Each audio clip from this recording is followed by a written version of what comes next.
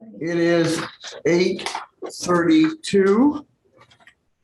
Well, 8:31 by my clock. And I'd like to call this meeting to order. And the first item is public comments.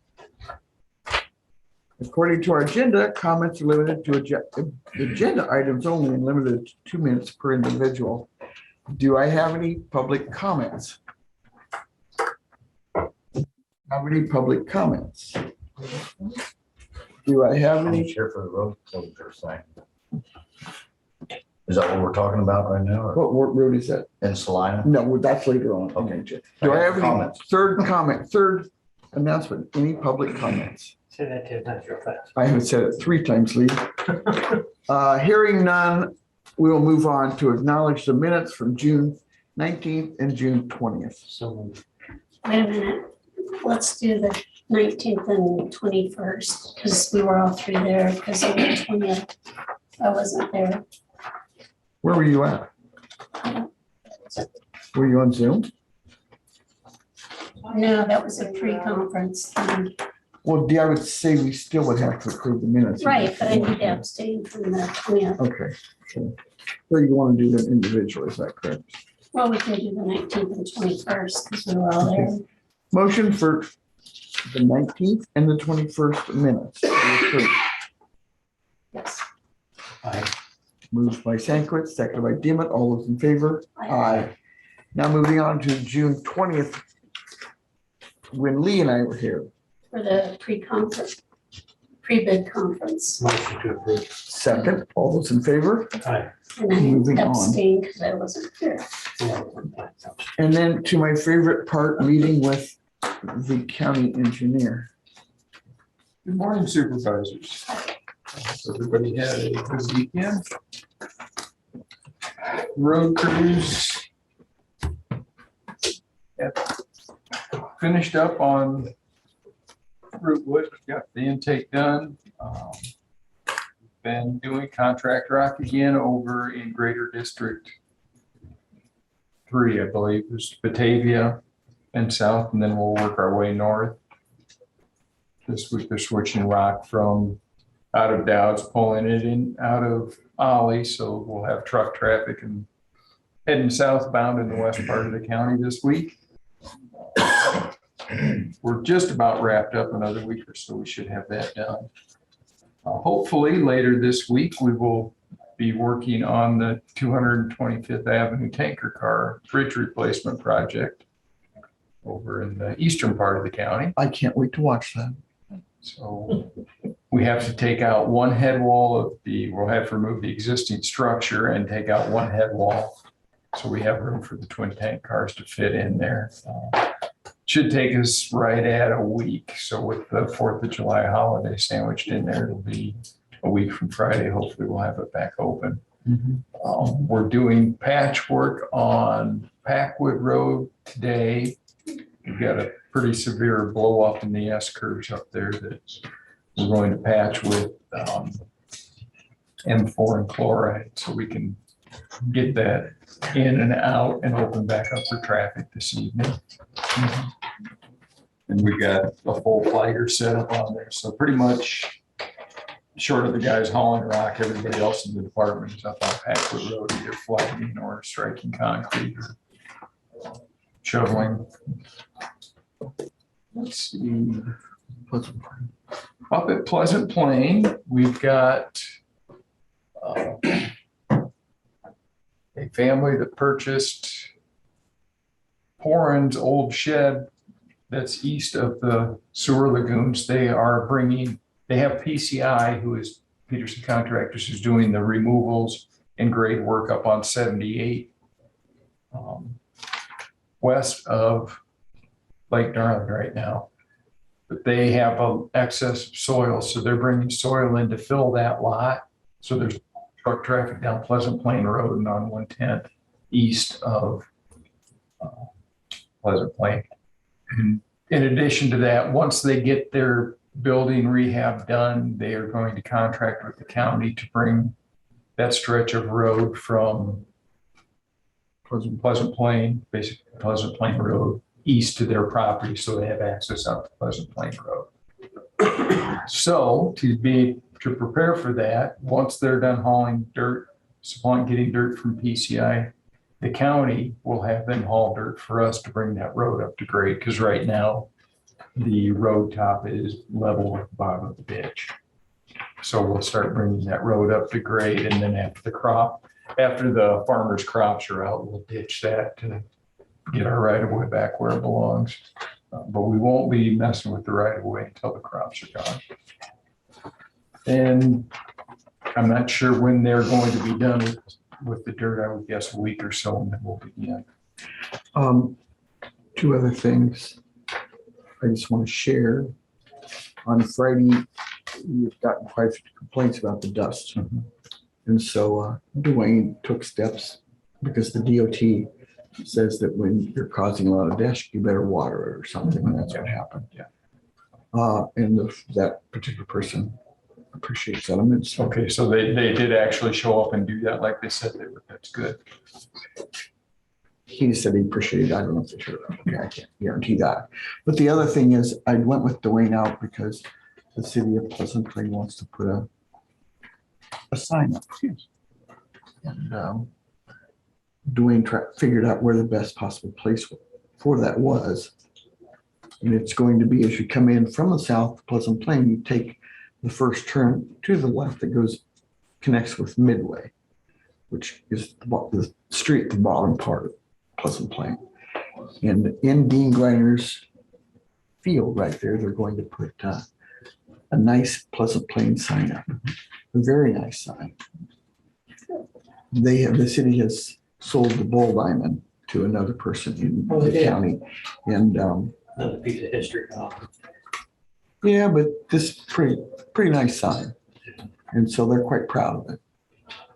And I appreciate Dwayne taking the time to go out there and make sure it's in the right place. And the city of Pleasant, huh? The city of Pleasant Plain is a little. They just want to make sure that when we have new supervisors, because it'll happen someday, that they aren't told they have to move the sign. Oh. And I just want to go on record as saying So we need to do anything to that effect. we need to put it on the agenda, probably. And we didn't do anything with that? I don't know, wasn't going to put it basically on Griner's property. Correct. Yeah, it's on private property. So. Correct. Yeah, worst case, They're pretty proud of it. I guess it's a base that's going to be so tall, 4 inches. Did they say no, 4 foot? 4 foot. And then a slab on there that Whitney is drawing a nice little thing on. Very nice sign. You know, it's always something when you're proud of your community. And I think these guys really are proud of their community. Anyway, that's my input with that. I didn't mean to. Well, we can for that, just in case, because they don't want to go to the expense of a survey to verify that they are in fact on Dean's property. So we can issue a construction right-of-way permit for the installation of the sign and have that on the file for them. I think that would help. So that if there's ever any question, Yeah. that it shows that they were Yes. given our approval for that. I agree with Susie. It shouldn't be, but who knows what happened. Yeah, you just never know. You never know. And then I think also on the agenda, we have the Sitka grants that. And you sent us an email about the railroad crossing. We did do that, so can we go ahead and do that? Oh, we approved it at half the price of what it is, so I just wanted to before I went ahead and doubled it, I wanted to make sure you guys were all right. Well, I had with a that. couple of farmers that were gonna come and talk in public comments, but they're kind of busy right now. So the message I got from them is they at least need one crossing out there. It's decent. So, And one of them was loading hogs this morning and couldn't make it. And he said, you know, there's semis going over those crossings. It was it's hard on, difficult. so are we looking at Redwood or Quince? Quince is the one with the traffic. I just think it's interesting that they started, and you know, when we went and drove those, there were 3 of 8 that had half of it concrete, and then they quit. Yeah. 3 of 8 were concrete and then 2 of 8 were wood. Mhm. It's just sad, but it's a state of the time. So, I guess my thought is we approved it for a certain amount. Do we need to have another vote on that? Do we need to put on the agenda to make sure? well, you do have to put it on the agenda because what you approved is not what we're talking about now. So I guess when we can, you can discuss it technically. So we just need to put it on the agenda for, Next week, Whenever we meet in No. next week. on July 5th. We are not going to meet on Monday, which is the 3rd of July. okay, so July 5th, okay. Mhm. To discuss and consider railroad crossing on Quince. Got that, Eddie? Perfect. I will do a little interjection here. The city of Fairfield finally has 9th Street open.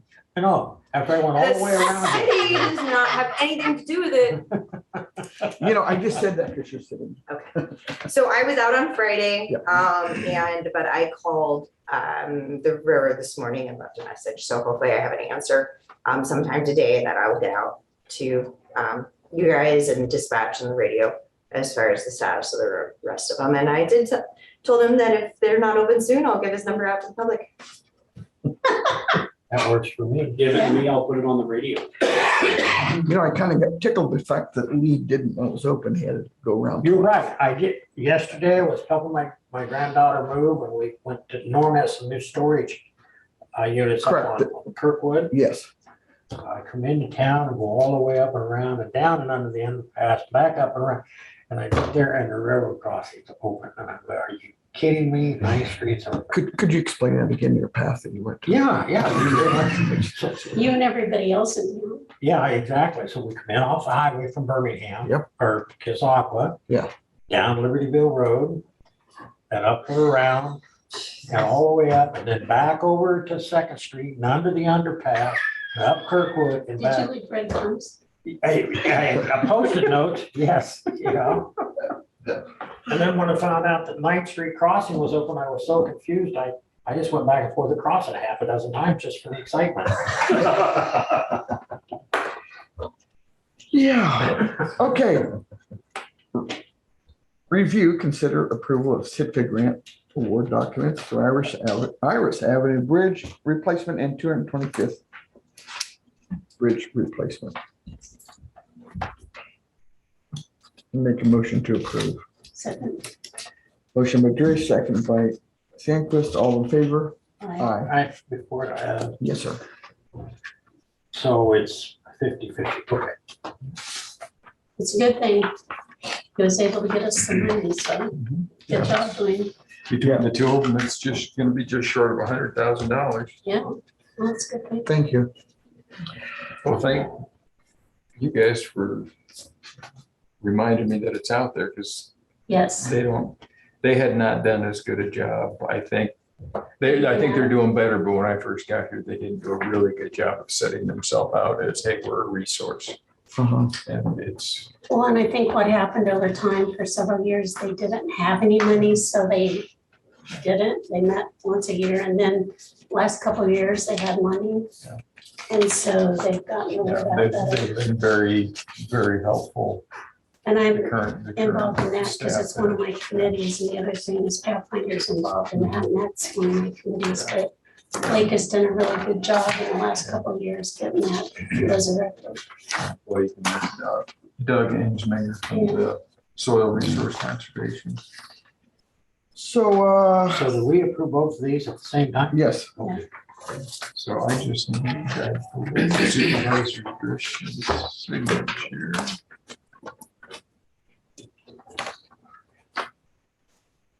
Did they give you guys copies of those? well,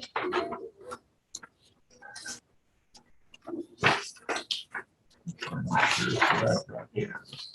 Good copies.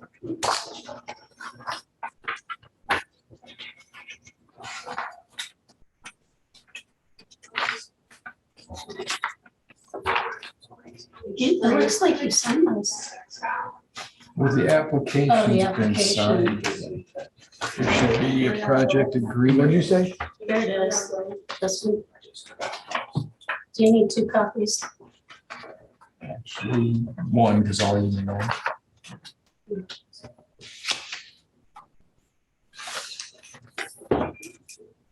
You want to sign one for your records? That would be great.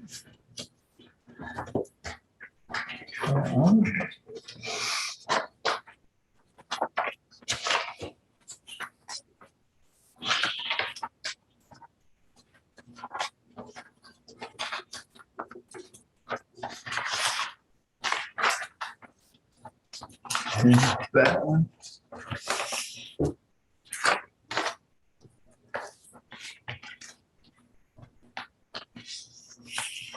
Thank you. Do you have anything else for us, Dwayne? I think that covers everything I've got. Okay, next person is meet with the ambulance director. Brian, would you want to come up here? How are you this morning?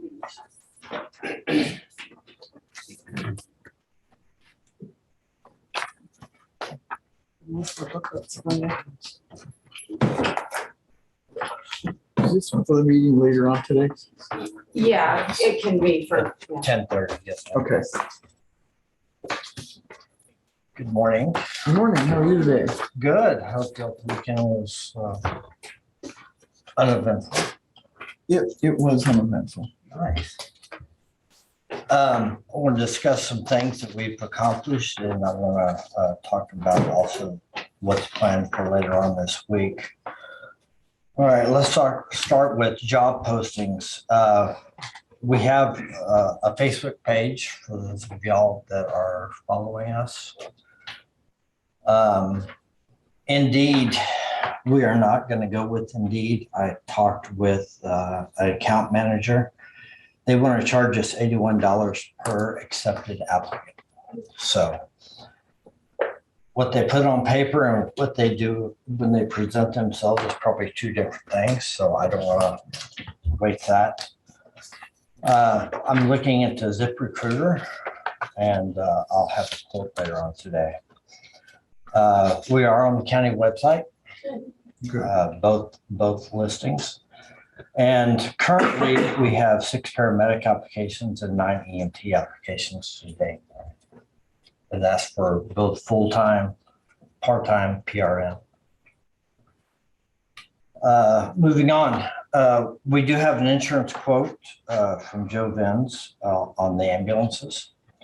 I got that in on Friday. Currently, we're looking about $225 a month per rig.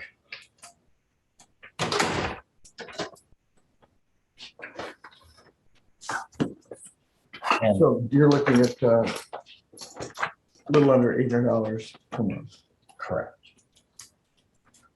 And that's obviously that's counting the 3rd rig that we don't have quite yet. So that's his estimate. So it's the same for each rig? Yeah. That's correct. That's what he is saying to me. And I have a paper in at 10:30. I'll hand that out. Yeah. Our CQI policies have been completed. I got those updated, signed. And going back, our first initial application with Jacob Dodds has been submitted. He is getting us uploaded into the Amanda portal, which is vital. As soon as I get confirmation on everything's been uploaded, I'll go and upload the CQI policy in the Amanda. So what's the process going to be?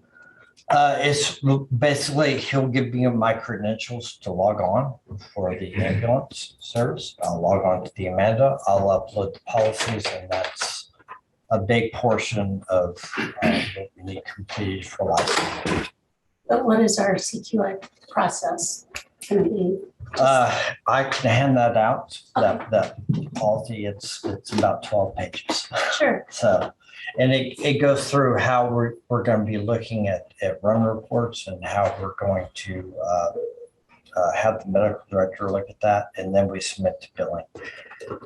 And this process from run report to us going over it is about 24 hours less. Okay, supplies, Judy's been working on supplies and she's been doing a phenomenal job on that. She's working with Timothy, our rep, and we'll go over that a little bit later too, but currently, she saved us about $16,000 so far. We met last week, Yes, and so anything that comes out of the ARPA column, yes, the three of us are gonna need to approve before it's really purchased. So Yes. you're gonna have to keep us in the loop. yes. And we're not purchasing anything as of yet. We're just Right. going through the supplies with Timothy right now. And he's saying, okay, I can get you, instead of paying $1, it's 13 cents. So you're getting quotes. Correct. Okay. Our GEMT, which is kind of a major deal, I've been working on diligently with that with Medicaid of Iowa. I submitted our applications. I've been in contact with them. So we will be eligible on 1 July, which originally our GEMT, we weren't going to be able to bill for until fiscal year 2025. I got that moved up a year. Good, So congratulations. thank you. Even though we don't have, they're aware that our license is currently not in place right now, but we are listed as a Medicaid provider. And they can go back a year on that. As of 6/23, we are registered. So that was a major deal. And I have numbers on that I'll pass out later. Medication protocol, we sent medication to the medical director. She has to approve so I can send to Katie. Currently, with the pharmacy agreement, we're looking at cost plus 10%. And the cost of probably 95% of what we want to carry is under $10. So I've been working on that. And we do have a meeting set up with Katie and Stacy on the 29th at 1300, 1 o'clock. Billing company, we're looking at A&B. And I sent out an invite for the meeting at 10:30. We'll go live with her. She'll address the concerns such as references, how the billing process takes place, and what we can look forward to as far as starting in 1 October and what our revenue will look like as we come in. And I sent her numbers as well, and I got stats for that I can pass out to you. Let's see. Have a meeting with Chauncey later on today. We got a meeting with the ambulance board tomorrow. And also on the 29th as well in the morning, we have a meeting with Jack to go over our policies. And also to add additional policies that is specific to the ambulance portion. And so we just want everything to be decent. And so Can you send us copies of those? the policies, yes, ma'am. Yes, ma'am. They're in the works right now, and I just want to make sure that Jack goes over those, make sure everything's good, and then to add the specifics to that. And I asked Brian to come to the meeting tomorrow with the three-legged stool ambulance board because what we figured out in our meeting last week, it's going to be a really delicate handoff, as we all know. Right. And it needs to go between the current 2080 three-legged stool Right. board to the county. And so Julie's gonna help facilitate that because she's the chair of that group and Okay. she has a good relationship with Bob. Right. So, and then they just had a lot of questions about this kind of stuff, just Yes. informational, so. Absolutely. So he's gonna be there tomorrow. for that. And they've been, Brian's reached out to me a couple of times regarding the pharmacy agreement that we're looking at doing. We'll finalize that this week with them, and that's all part of the licensure agreement. So as far as grants go, Firehouse Subs, they offer a grant as well. They open up July 13th. I'll be applying for one then. The GSA that we spoke about, government surplus out of Des Moines. I applied for that. That on 6/23, I applied for that, so I'm just waiting for a response back from her. And what that does is that opens up the free stuff to us. They basically send us a digital catalog and say, well, What kinds of go things is shopping. it? I have, from my experiences, like older ambulances, equipment. She worked with various EMSs around the state. So she said she had EMS equipment that could involve cots, that could involve ventilators, monitors, who knows? Okay. So I look forward to Christmas. So, but that's what's going on so far. We've been diligently working towards getting us licensed quickly. And so if there are any questions or anything like that. And again, at 10:30, Kristen will go over everything as far as the billing company goes, the GMT numbers that we're looking at. We had a meeting with Miles last week, and he gave us numbers based upon the numbers that we submitted about what we're looking at returning. And he stated we're looking at about $107,000 a year coming in, and that's broken up quarterly. So that comes from both state and federal monies, and I have that broken down as well. So I do have a question. yes, ma'am. It involves the ambulance. I'm looking at two different quotes here for the third ambulance. Okay. Both are dated May the 8th of 23. Okay. One of them says $260,803. The other says $259,703. And the last one, all in handwriting, also says upgrade leather seat and armrest, $2,000. Correct. Why do we need, this is me, Right. why do we need a leather seat and an Well, armrest? the leather present, since there are bloodborne pathogens that are going to be in the ambulance, it's just easier to clean. You don't want that soaking into the cloth. And A lot of them are going that way. yes, Is that what was ordered then? not initially, no, ma'am. It was cloth seats, but since we want to be using that ambulance as our primary 911 response, Right. of course, we're going to have trauma and things like that in the ambulance. Mhm. We don't want spillage and any sort of Okay, that makes sense. bloodborne You issues. understand, we're just trying to figure. No, what's going on. absolutely. The And other difference between those two is we took off like $1,100 for the aluminum wheels or something, so yes, I it's believe about the it was same.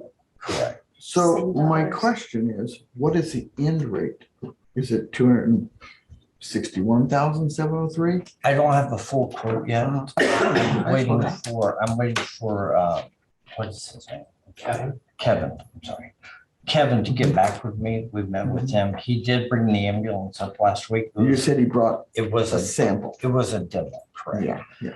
And I wrote in the back, most ambulances that I wrote in when it corners, the box that goes to the left or goes to the right. This did not. I was able to, freely walk. I could see myself working on a patient without, having any kind of head trauma, being thrown up against the wall. Sure. So it's a beautiful ambulance, and I look forward to it. And I believe the paramedics and EMTs will enjoy it as well. There's no hard acceleration, braking, anything like that. So I hate to interrupt this fun thing, but it is 9 a.m. and we have a public hearing. A motion to open the public hearing. Second, all those in favor? Aye. Aye. Let me get to this.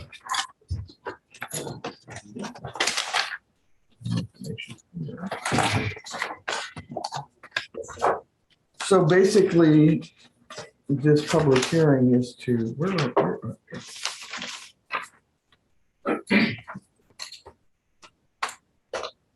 is to, for the vacating of roadways in Salina. Any public comments? Would you like to talk? Yeah, my son was just wanting to vacate that to make it into his private drive. Sure. So he owns both sides of the ground. Yeah. So it just makes sense. Yeah. So the county don't want to deal with it, I don't believe. So essentially, don't go too far. Essentially, you're going down the rabbit road. Yep. But you're not talking about how the alley turns, go this way. You're just talking about Right, rabbit thing. right, because there is a landowner on the other side of him that has to have access to Sure, that okay. partial. So that, we wouldn't want any part of that. Okay. Any other public comments? Anybody online? As with a lot of our unincorporated towns, there were streets and alleys that were platted that were never actually utilized for the purposes they were intended. The county has no desire to ever upgrade that road or use it for. Not gonna pave it, huh? And all three, We don't even want to rock it, Susie. we all three saw this Yeah, we when we only did a drove it. road tour, so we know. It is serving as a Yeah. private driveway right now.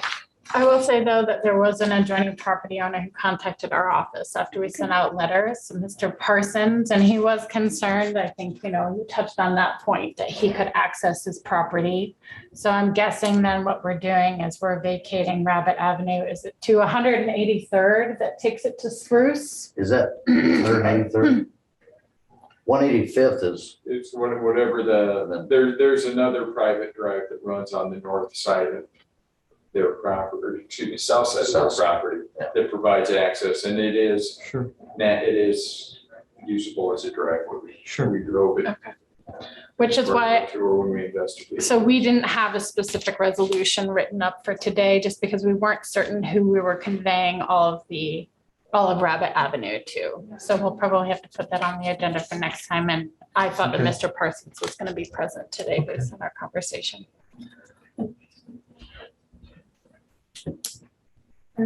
so if that does change, does the address stay the same? Would his address stay the same, or will we have to change that, or what? Because it wouldn't be Rabbit Avenue anymore, right? Technically, his driveway shouldn't be, his address shouldn't be Rabbit Avenue. It should be whatever the east-west street is that his property faces on. Correct. 180th. Mailing and everything is 1801 Yeah. Rabbit Avenue. Yeah, I didn't know. that would, Rabbit Avenue would cease to exist. Well, there is a Rabbit Avenue that continues beyond the property line, but that hasn't been abandoned. And you can see on the map This that, speed goes straight. yeah, you went Yeah, straight to the south. And I'm assuming what you're talking about just up to here. Yeah. So the rest of Rabbit Avenue hasn't been abandoned according to what you're talking about today. And I guess that's the one thing you want to establish, how far you're abandoning it. And I think on those property that goes further south, there isn't just one property owner on both sides. Right. So There's several. Well, I'm glad we're talking about this now before we do something and have to redo it or undo it. Or, Your other option is to abandon it to all property owners so that they would own it to the center line of the road from either side. Because again, you mean it's not used other than for personal. as you go further south, As you go further south, On Rabbit. there's a, just give it to those. to the center line. Well, That's a good idea. Because I know the That's a good idea. supervisors tried to do that before I got here, kind of as a blanket resolution that got shut down because it wanted for some legal technicality of sort, but there's a lot of properties like that? in No, general, in incorporated areas? No, not really, but It would. it's not gonna change much as far as the use, because you're only going, what's that road there, about 33 feet or something. For 34. Yeah, it's just about that part. with his condition, a lot of times we have to walk out of that. You know, and Actually, it's a county road right now, so you can't legally do that. That's why we want some fresh air. Yeah. If you remember, we were up there, if you go up and you look at this, there is no definitive, beyond that driveway, there is nothing definitive there that even indicates that that a road exists. Right. Half of it's been farmed. And there is access off of Spruce coming from east going west and onto that property. I've driven up that lane, and then if you go on past the property west, there is access, there is a drive that accesses, the next property west of you, on that west side of that, there is access into those fields as well. Mhm. I see what Mike's talking about as far as Rabbit Avenue goes, and what Dwayne's talking about. We might as well vacate that whole strip because it's being used by the property owners anyway. And like you say, we're not gonna do anything. Right, and he's not against that guy that has the field back there if he has to get equipment, you know, Right. and that's the only option. Well, it's not a big deal. You know, come on through. And that would be, you could do an easement or whatever, however you wanted to do that, because that would be your decision to make. We have not exited the public hearing, by the way. Right. Motion to close public hearing. All those in favor? Aye. Just- So then what I heard Elizabeth say is that we need to prepare a resolution. And we'll do that. Do you have a preference then either to the midline, to the adjoining property owners, south of that portion? Makes Is that what sense to you? clean it all up if we can. And that would be the fairest way to do it, the mid. Which in your case, because you own both sides. So even on around, he'd still have to be responsible for that half of the road. You're gonna vacate that one section to him, right? That he owns on both sides, You talking about your son? Yeah. Yes. and then the other property owner to the south of him, they'd be responsible for half of that, and he'd Yeah. be responsible for the other half. Does he own land on both sides? He owns that strip right through there that goes on around. He owns ground on No, they're one not. side. There's been nothing on the abandonment of the east-west road. We're just talking No, about we're just red. talking about Rabbit Yeah, Avenue. we're just talking Yeah. about. So he owns, he'd be the joint property owner of that too. That's On not south. Rabbit, right? Yeah, that's That not is Rabbit. one It goes down to that 83rd. Correct. Is 183rd it? That's 183rd. on the east side. Which one are we talking there? Just keeping it mowed? You have to That's- gravel it and plow snow. Okay, now we're not agreeing to After that. 6 months, it has to be concrete Oh, yeah. and plowed during the winter. Uh-huh. So essentially, we're talking So that the county this can have all the way access. down. Yes, yeah, And then, but so his son gets it's the whole thing. the whole thing, And then but down this here, road still stays. yeah, we haven't done anything with that road. Okay, But the rest of Rabbit down here, you know, Yes. Parsons owns some and Sure. Anderson owns some. sure. So it'll be split up that way. Okay, okay. So you'll prepare the resolution for Yeah. next week and we'll put that on the agenda for next week. So since I got two wonderful people here, I'm gonna ask them a question. Are And you, it's not- which, can I ask, which two wonderful people? Are you, well, the additional two wonderful people. the attorneys? Two attorneys. Yeah. So, as you're all well aware of, not only in Salina, and we have a bevy of roads or streets still in Salina as well, but up in Abington and in other locations around. And the county 100 years ago looked into doing what we call blanket vacations, and was indicated that we could not do that. They did it and then had to be rescinded before I got here. 100 years ago. 100 years ago. Well, give or take 50 years. But my question is there,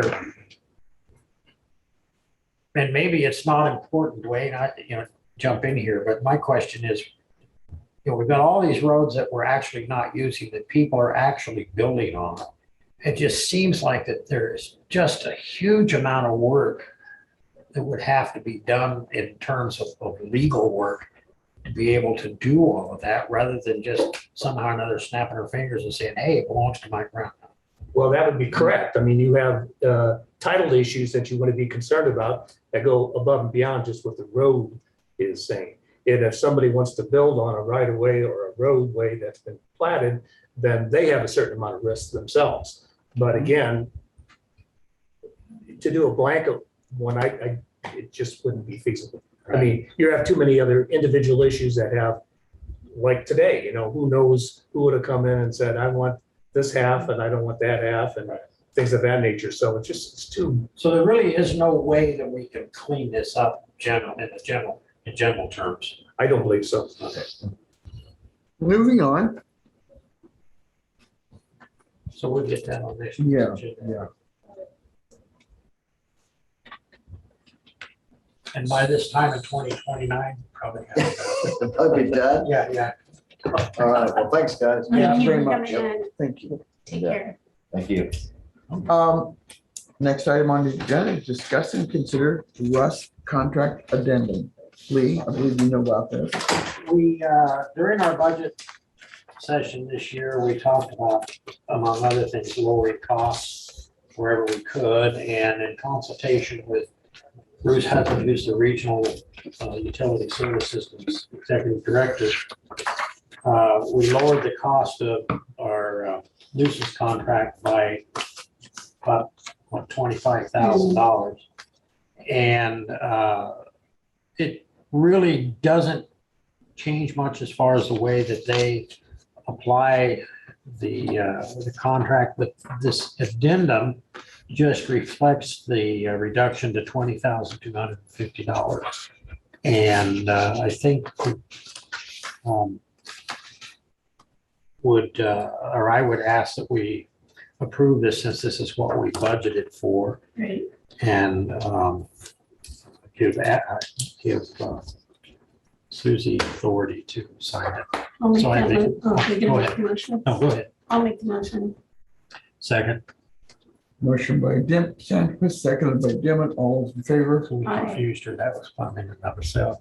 But Bruce has been very good to work with us through the years. Early on, he reduced it some, and now he is again, so that's a good thing. Are the ambulance people gone? I think they're with the radio guy. You want me to get them? He just got online. He's online. Huh? He just got online. We just got online. Oh, okay.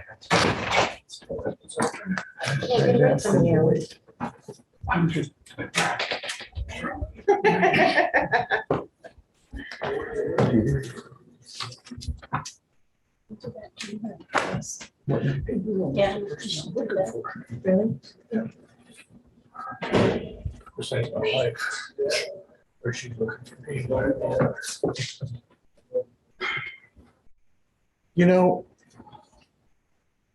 Who is this? It looks like somebody out of Lord of the Rings. Who you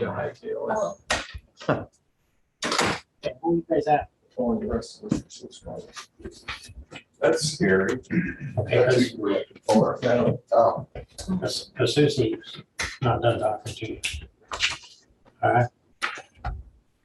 Is there a way to minimize that? That's. All right. Good enough. Thanks. really minimize it. Really minimize it. Are they around? I don't want to make a special trip Oh, they're back. not bad, but they're Because about we 10 can- minutes. Next item on the agenda is to discuss and consider MOU for Mental Health Agency of Southeast Iowa. So this is just updated because the name of the organization has changed with the merger. And it also gives, that's basically it. So, if you'll notice, it still has the Equinox in this, so we need to do something separate. If we want to change that, I know we've talked about that, but we've never really acted on that. I think that's a good idea. So, but right now, if we can go ahead and prove this, and if we want to change that, then I think that's. So I'd like to have a vote on this, and if there's any changes to be made, we can go back and do that later. Motion to approve. second, Discussion? Yeah. Is Leah? she does all the input, And is she, like Sandy, she's region?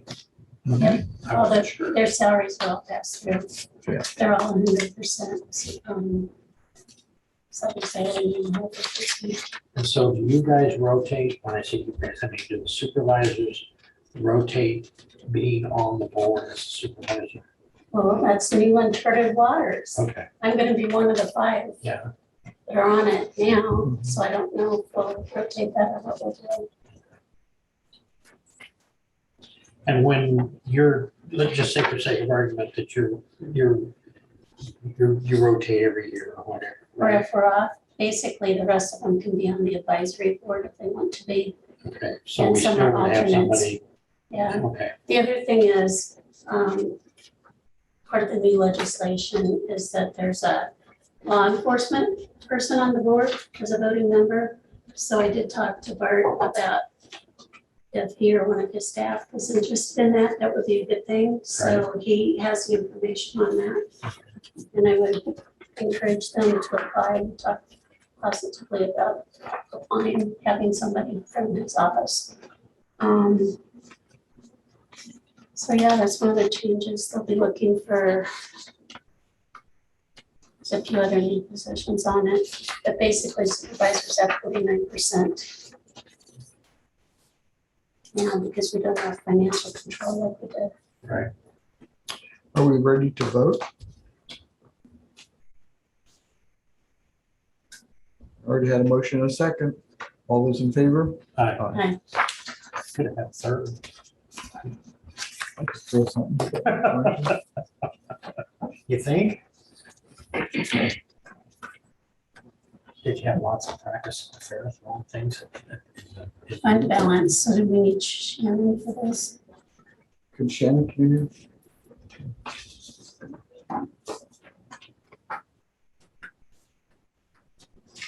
Vice son, yes.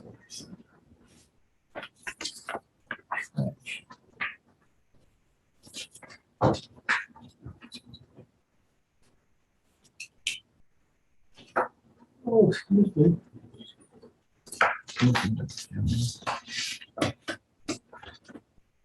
So, we're waiting for Shannon. Before she gets here, would you guys, you have any committees you want to talk about? Yeah. At ambulance board, as I mentioned, a 3-legged stool, and then we also had an ambulance work session last week as a group. T-Mobile contacted me last week, and they have 2 options. One is for county employees, we can talk about that department head, but the other is for any departments, and I did let Brian know this. Any first responders can get a 30% reduction. So I don't know if they've contacted the city probably. And I've got the contact information for that. I think that's it. Okay.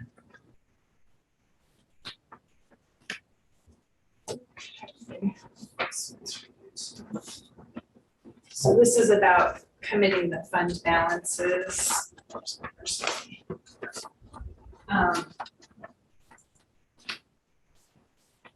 This is something that I'm wondering if you want to do just to show that all of your fund balance that you're going to have in general basic and the ARPA funds are not unassigned. Okay. So the one thing that I can think of that you haven't done that with yet is the annual startup expenses. Right. You haven't officially committed that. You have committed the $440,000 for the conservation project.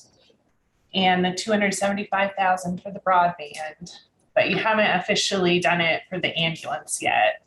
And if there's any other general basic or ARPA expenses that you can think of that are not just your regular everyday operating expenses, even if you're not going to be using it next year, even if it's years away, you can commit that fund balance so that it's not showing as unassigned. So last week you gave us an updated ARPA sheet, and I do agree we need to commit the ARPA funds to the ambulance so that we all have an understanding those are committed. Yeah. And that, I mean, obviously if costs come in less than what we project, we can always lower that at some point. Right. And I've got, what you gave us was $1,021,803, and then I have that we took 10,000 off from that.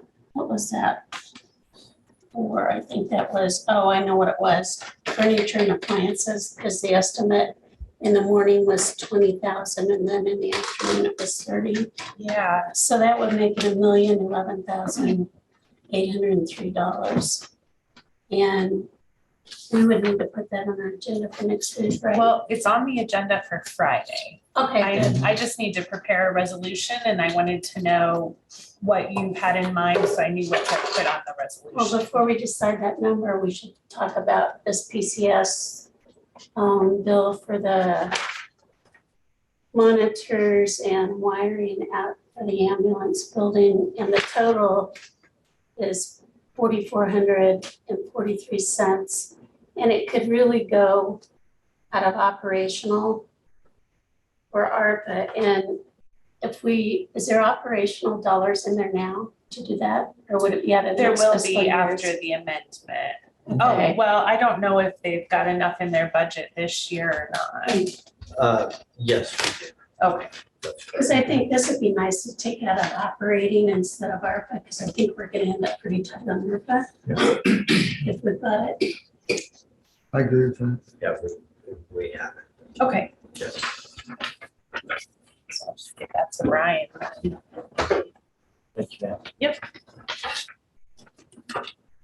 So yeah, the resolution, the way I read this and check them out, that would be $1,011,803 from what we had last week. And And how are we coming with the project in the basement? Is it more or less than we originally thought? Because if that's ARPA, shouldn't we add that to this or subtract that from this? we just got that change order too, right, Abby? I don't, 1,300. Or can we take that from building fund? That's up to you guys, yeah. So how? Brings up an interesting point. So I recall round figures, you committed $190,000 to that project in the basement. Is that right? That's round figures. It sounds But then there's been a few changes. Right, absolutely. I just wanted to make sure we knew that before we said Yeah. we had this much left, because I don't think we do. How much, do you know how much we're at right now? It probably says on that sheet. I can go grab it. Would you, to make sure? Yeah. I did email my conversation with Shannon and Abby Friday. I wouldn't sign that change order until I Yeah, heard from Mike, because I wanted to make sure that it wasn't something that had been spec'd at 3/4 of an inch and they had installed 1/2 inch, but it was spec'd at 1/2 inch, but the water pressure wasn't, I guess, what we thought it should be. And so they came back in and redid that. I guess my question would be, it's part of the pond water under the bridge. But I'm not sure I understand if it was 1/2 inch before, why our pressure dropped and we needed to go to 3/4. If it was 3/4 before, why was it spec'd at 1/2? And I don't have an answer to that. Yeah, it's too bad when we initially started this, we didn't say we need the water pressure at this amount. I'm not sure how we can go back and. Right. But I do change understand. fixtures? Yeah. It's probably what it was, Yeah. is that the fixtures had as much impact on the what was coming out as the piping. It's probably because they were All very, those, very ancient fixtures. yeah, that didn't have all these efficiencies, reduction of flow. And then so much for efficiency and reduction of flow because we increase the water line size to increase the flow. That's like having 3-gallon tanks on your back on your stool and you have to flush it twice, so you might as well have a 6-gallon tank. The same. Unless you have porta potties. Duly noted. Okay. Yeah. So anyway, I will initial that. I will be updated until I have a conversation with Mike. What we have on here. Thanks for letting us know. You asked about what we had projected here on the courthouse restrooms. This was 6/12/23, expended was $184,909.70. And then we have here additional committed $15,000. That's what Shannon has on what she gave us. So basically Wednesday. just under 200,000. Yeah, literally just under. Plus the $1,300 cheaper. So we're just a little hair more than what you committed. So should we take that out of No, it should go out of ARPA. ARPA or out of building? I'd say ARPA, baby. You started with it. Have we released those other funds yet? Okay, so that is what they're saying our, well, no, wait, there's the, let's see. Could you read that amount to us, Shannon? Yeah, this is it, but then that doesn't include this. Right. Yeah. So it's 199,844.70 plus an additional $1,030.44. It's $11,000 in change orders.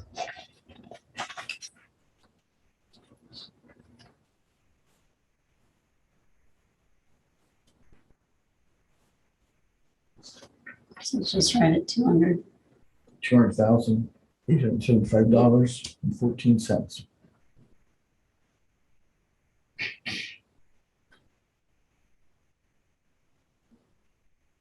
And currently we're holding 15,000.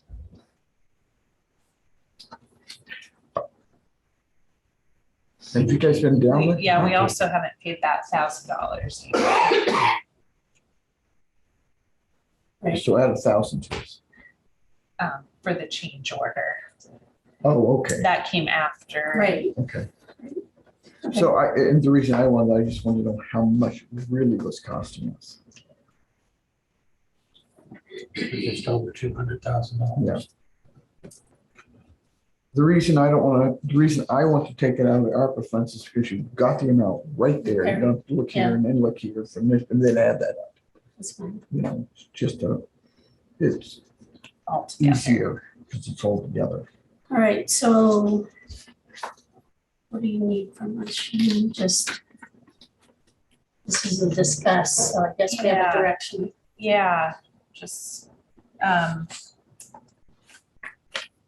know Motion to you, commit fund balance, ARPA fund balance. you don't even have to make a motion. The resolution is on the agenda for Friday. We'll have the exact amounts and that on there. I just also wondered if you could think of anything else that will be paid out of the ARPA money or the general basic fund, any one-time projects that are out of the ordinary. No, I think we're about out of ARPA funds, so Yeah. I think we better just keep what's left, because again, if this is, Well, is your CARES money in that general basic, or is it? It is. So, So if there's a project that you've got in mind out of that, then we could put that on the resolution too. oh, we talked about the railroad. that's what I'm talking But about. we weren't gonna have that on the agenda Monday, so maybe we should put it on the agenda for Friday. Yeah, Is that the reason to do it by Friday is to show it in our annual financial report. If we look like we've got too much unassigned fund balance, then some special interest groups don't like that. They think that we're sitting on more money than we should be. be. Put it on Friday. Friday. Could you move that to But we Friday? can always, if we commit this on paper, doesn't necessarily mean we have to. It means that you're committed to doing it, but you can also uncommit it by resolution as well. If at some circumstances point, change. yes, if things change, but it does mean, it is saying, hey, we're serious about this project and we're gonna commit these funds toward it. Mhm. And we need to do that by Friday. That would be the last business day of the fiscal year. So in order If for it's not me gonna to, happen in the fiscal year though, do I have to? it's to show on our I mean, if it's not annual gonna happen. financial report that we've committed it.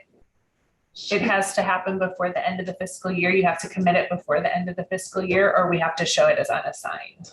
She sent us Going that into email next- last week about it. No, I know that, but I'm talking about if you have a project that you're not committing to do this fiscal. Yeah, even if you're gonna do it 5 years down the road, you can say these funds we're holding on to for this project. We're not gonna spend it on our everyday operating expenses. Very good. Shannon, again, thank you for everything you help us with. Can you stay here? Yeah. Let's go back to you. So Brian, you here? Yes. You better sit up. here. Because I want Shannon's input on this. Yes. So we're looking at this Walmart bill. And, Which one? you know, the one that has the candy on it for the parade, Okay. and it looks like what is about $58 for candy. I think so, yes, ma'am. I believe that's correct. Well, I was talking to her about it and tell everybody what he's feeling about. Yeah, we really can't use public funds to purchase that kind of a Okay, thing. We have to be able to say what the public purpose is for it, and I don't really feel like we can substantiate that. okay, then I'll take care of that. You know, Brian, I will say, Yes, ma'am. I took, and I don't have it with me now, but I promised you $20 toward that if you guys would take up the donation, so I'm stupid for Thank that $20. Yes, ma'am. Appreciate it. I apologize, I was unaware. Sure. It was Yeah. gonna be for the parade. There's gonna be, you know, county operations is, We've had other Right. departments buy that in the Okay. past. That's the only reason why we know, because the auditors have Right. said, no, you can't do that. Understood, okay, understood. Oh, understood. Yes, ma'am, thank you. And anybody else that wants to fast up a little bit, that'd be nice. somebody use someday. Anybody in the room? We're not gonna use any of that, because that was committed to the, Is that this is from the Grand Poopa here. Oh, okay, from Melanie Right. this evening. Okay. Yeah. Okay, She didn't say no. I heard that. She didn't say yes either, but she. So, Brian, thank you. Yes, ma'am, That's what thank we you. want to talk to you about, okay? Okay, thank you. You know, it all goes along with that. We're public now, not private, so No, totally understood. rules- Uh, get deeper and thicker, you know? Right. Duly noted and learning experience. So, For us as well. It's all good, for us as well. but thank you. Let's move on to committee reports. Anybody sir. have any more? Lee, do you have anything? Yeah, I had early childhood. I'm sitting at the edge of my seat. We set a record. I always want you to know. What on this short one? Yes, we didn't get started till 4:04 and we were finished at 10:05. Is that not phenomenal? The That same is day. the In the record. same Same day, day. yeah, in the same day. So one of the things that I talked to Tammy about, and I talked to you, is probably going to be July 10th before she can come and Troy can come and talk to us Oh, about Oh, the good. juvenile court Good. services. So that's in the works. And that's fine. Thank you very much. At 10:15, huh? I just thought it'd be good to have Troy come. Yeah. I'm gonna see if I can't get our state representatives here for that same meeting, so we'll see, because I think they need to hear, because I'm not sure that, and I don't mean this disrespectfully, but I'm not sure that when they're in the well, that they know all of the things that are going on outside the. So at 10:15 transit meeting, we are really going along very well. I'm very appreciative of Jay and his efforts. Our veterans transportation, very proud of that. We have, I gotta find it here because I think it's important to get the numbers out there. Is it still going up, Lee? Yes, and so through May of 2023, we have spent just under $96,000 transporting veterans. Wapello County obviously has the highest number. Jefferson County comes in second at a little over $13,000. And we have, there is no, I don't want to say this, there's no discussion on the board as far as going away from that program at all, provide free transportation to veterans. It was something that we started a few years ago, and then Susie continued it. I think it's a great thing, and the state is supportive of it, so nobody's causing any, some of the transportation things that we do, we have to be very cognizant of whether or not we are operating within the framework that the DOT or the FTA sets out. But in this case, everybody's okay on that. We approved our transportation improvement plan on RPA, and we discussed some TAP projects and service transportation project funds. I'm a little bit, I don't know, I don't want to say myth, but, and I understand why, and Dwayne knows this. At one point in time, the state, we entered into a program with the state, was called swap funds. And so we were able to get they would take all our STP funds and swap them. And then we wouldn't necessarily have to come up with a match if we didn't want to. Well, apparently the money exceeded, I guess, what the state had available. So the only ones that have swap funds available to them now are small cities. And so it changes, as Dwayne's well aware of, how we look at projects now in terms of if we did, before we didn't necessarily have to commit a certain amount of funds, but now if it's federal, it's 20%. It's 20% plus it puts us under the federal guidelines. So Yeah. we have to be a lot more diligent on what we do with projects as far as, not dealing with, as a general rule, we like to stay within the shoulders of the road and just deal with that. Whereas with federal regulations, once you go over a 4-inch surface improvement, so if we're doing a PC overlay that's 6 inches, we exceed that, so then we are into construction and we have to start looking at the ditches, the cross slopes, the intersections, all the stuff that add dollars to projects which enhance safety, but on low volume roads are really. Yeah, can you say guardrails on Pleasant Plain Road? That was a project that somebody in Washington DC has never seen Pleasant Plain Road. Which is also why we can't.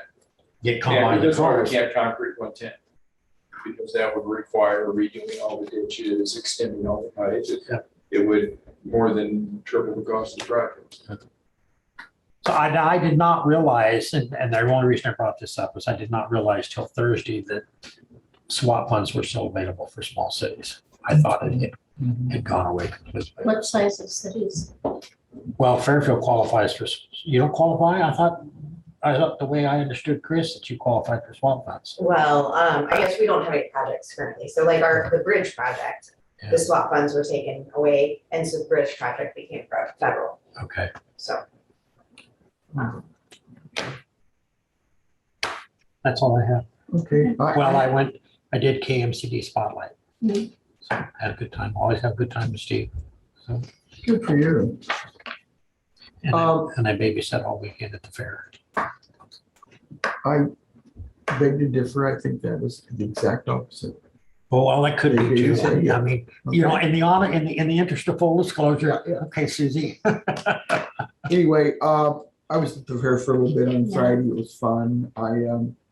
We didn't have a Mazda barn meeting because they wanted to be in the parade. Ah. And everybody had a very good time. In fact, the parade was great.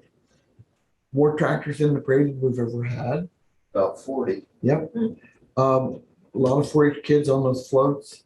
And you know what? The deviation from the normal parade route really helped the people watching the parade because they could sit in shade all the way around. Just saying, Melanie. Nice thing. I didn't change it. It was just the schools were doing their parking. Oh, really? Yeah. But it worked out. And Yeah, it a did lot work of out. positive comments. Yep. More people could participate in the railroad crossings. That's correct. In fact, we still eating some of the candy Yeah. out there. Port At any rate, Producers was excellent, by the way, and I did not get the opportunity to experience the cattle. yes, the pork producer. That was very good. They're both serving tonight before the ribbon sale. Are they? Yeah. What time's that start? So is it 6? The sale starts at 6. Throw out 6. Is that open? to the Melanie's public? looking at If it. you're a bidder, Oh, buy a ribbon. by a ribbon. I see. You can always go with the intentions of buying it, find out you don't have the money at the last minute. It's a good thing for the kids. Well, what's new? Yeah. At any rate, that's it for my partake. I was at several meetings. They were both involved with motion to allow claims and approve reports if you have looked at the bills. Where are they? They're hiding out. Okay. Would you quickly look them? Sure. Oh, we're in no hurry. We have 10:30. And let's go.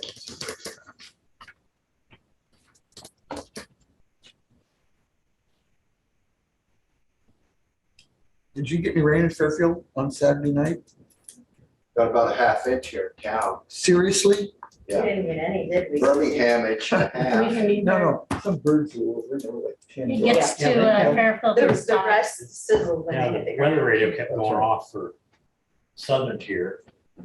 Now where I live, I didn't get anything. You didn't? Very far north. Did you get rain? No. Of course, then there's always Abby who likes to watch tornadoes from the porch. Did you get any rain? No. It did rain in my yard. Did you? There's a beautiful rainbow. Yeah. I don't know what they look like in the rain. Susie, 5:30 is a complimentary meal. 6 o'clock is the ribbon sale tonight.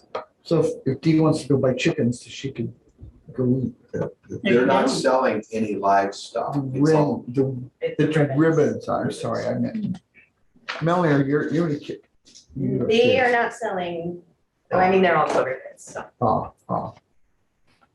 Oh, by the way, while Yes. we're waiting, Yes.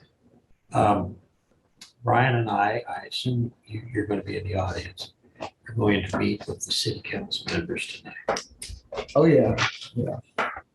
I have a conflict right now. I talked to Melanie earlier, who sent me to Rebecca, who was very helpful.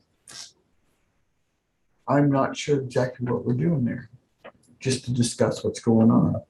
Well, when Tom called me, who is our representative, not our representative, the city's representative on the Mhm. ambulance board. The when Tom- ambulance board that you and I aren't on. Right. Okay. Okay, when Tom called and we talked and he said, you know, there was no specific request was the term that he used, made to the city council. And I said, and actually, I think you and I had a short conversation, something to that effect. At your one work session, yeah. We talked Yeah. about it. Yeah. And I said, well, we had in a conversation with Aaron prior to his leaving, he indicated that there were some ARPA funds available to send a letter of request, which we did. Through with that? Right. And I know that Mayor Boyer and Susie had had some conversations, but I said, I would be happy to come and specifically make a request to the city council, which he encouraged. And I asked him, I said, do you want me to ask for a specific amount? Or just generically come with hat in hand? Mhm. And he talked about a specific amount, and I said, okay, so I said, we can start at 22 million and work down.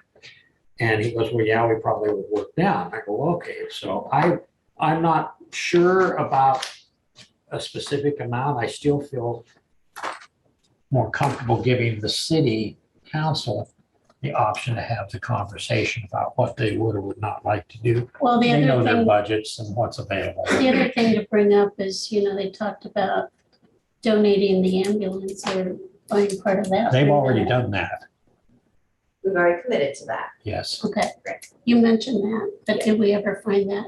Yes, I sent the Okay. minutes just. Yeah. Okay, And so we'll just have the conversation to see where it goes. And if they settle We on, have- We have 60,000 in our budget Mhm. for an ambulance to an agency, whatever agency that might be. And then on the minutes that I sent you, there was a commitment of an additional 14. 13. 13,000. 40, Yeah, 14, 3, 13,333. so 13,333. 14. Was, It was 14. huh, I okay. sent, I forwarded the email you sent. Yeah, yeah. Yeah, no, I Yeah. saw that one. So that is what we have committed. Good. We appreciate it. Thank you. so we'll just have the conversation, and if they insist on a specific number, we'll magically pull one out of the air. Well, Well, and I know that, you're doing your resolution regarding your own funds later this week, but I think that that's an important step to the city council, knowing that you guys have committed your own funds through an action, Okay, because that had not happened at the last time that was requested. You're asking the city for funds, but yet you hadn't made a motion to commit your own funds, and that's difficult to swallow, no, I get it. so. Yeah. I would just take, if they want to know what it is, it's building new ambulance equipment, supplies, all this stuff. Yeah, I think that's all part of the discussion, is knowing what your commitment is and where it's going to, Yeah. and what remains. I can get you a copy of this, but it's all written on. Yeah. Have you looked at this, Susie? This? Yeah. No, I was just looking at something here. Well, I just. What sticks out, Lee? What sticks out? What stands out? $1,119.20 to Crawdaddy Outdoors. It's for conservation canoe. I get it. Just I don't know, Crawdaddy Outdoors just kind of, I don't know. That just caught my eye. Can either of you explain this? Crawdaddy Outdoors. Yeah. Did we write checks to RPM for those autos evidently? Those were on the sheet. Mhm.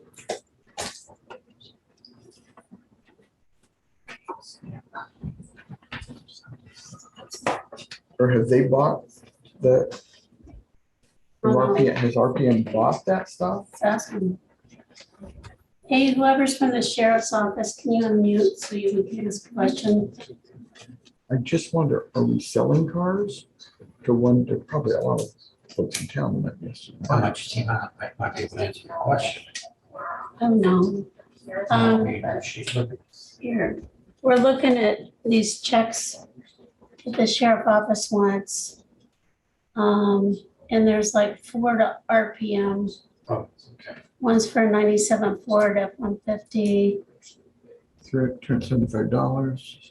Yeah, $50 for a VW Jetta, Chevy Camaro, 275 Jeep Liberty 50. What are those? Are they storage? I mean, are they impound vehicles? Could be. We're just wanting to know. Yes. They're on. Hi. Hey, Bart. Hello. Are So, these impound vehicles or something? yeah, they do a lot of towing and storage for us when we tow vehicles. Okay. basically, there's sometimes vehicles sit and the owners don't come back for them. So then we have to send out certified notices within 15 days to anybody that makes claim to that vehicle. If it's not taken, eventually it's junk. We have to provide a junk notice, and then they're reimbursed at a certain state rate, $50 per tow and so many days of storage. And I believe it's around $275 total they get back, and then we get that amount back from the state. Okay, I'm thank assuming you. that's what you're looking at. Yeah, thank you.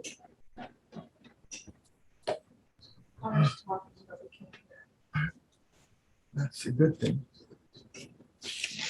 Don't tell. Okay. His lips aren't moving. Let me Here's dismount Susie. something. Is Bart still on? He's still What does there. he do with the vehicles if nobody comes and claims them? We had a question for you, Bart. Oops, there. What do you do with the vehicles if nobody claims them, was asked? We have to actually get a junk notice through the state to be able to, junk them. And then RPM is allowed then to take them for scrap. You don't have to have the title then from the owner. No, we go through a certain process to get the junk notice. Most of these vehicles have been wrecked. That's why they don't come back and claim them. Thank you. Say, Mike, smile.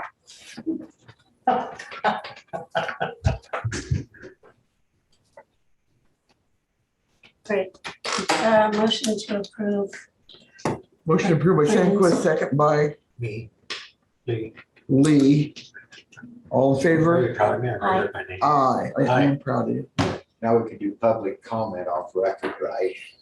We'll have, Connor's still here. We are, do we need what do we do? We're gonna adjourn till what, 10:30? We're gonna recess until 10:30 when the ambulance presentation starts. All right, very good. You got to have the slides and stuff. What time's your meeting on Friday? 5. It is, Yeah, I would think it'd it be a is lot more. 10:30. We're going to start this, Yep. reconvene the meeting. Hi, Kristen. Sorry. Good morning. Morning. I have a PowerPoint set up for kind of an overview of the EMS/MC billing processes. And then I also have, I can take you through a demo of our M-Site dashboard and kind of go through the features there and how things are helpful. I'm not sure if you want to touch base on GEMT, but I'm more than happy to do that with you all as well. So I thought I'd start with the overview and see if there's any questions that come up from there, and then kind of review the other two as well. We can figure out how to get you. Yes, let's, we're going to go around the room, introduce ourselves, okay? Perfect. Sounds We'll great. start. Well, I'm Brian. I've been emailing you and talking with you and appreciate everything. And just kind of a quick overview. Kristen is with A&B, one of the billing individual companies that we've been talking with. And I wanted her to go, I invited her here to give more of an overview of what they offer, what the potential cost is as far as doing a flat rate that we discussed, and kind of go over the GEMT that they'll be doing as well. Kind of a one-stop shop, if you will. Anyway, introduce Lee. Lee Dimmitt, Jefferson County Board of Supervisors. D. Sandquist, Jefferson County Supervisor. Susie Drish, Jefferson County Supervisor. Chris Estel, Jefferson County Public Health Administrator. And Hi, I'm Judy Heisel. I work with Brian, Case Manager. And Abby Decline, Second Deputy Auditor. Great.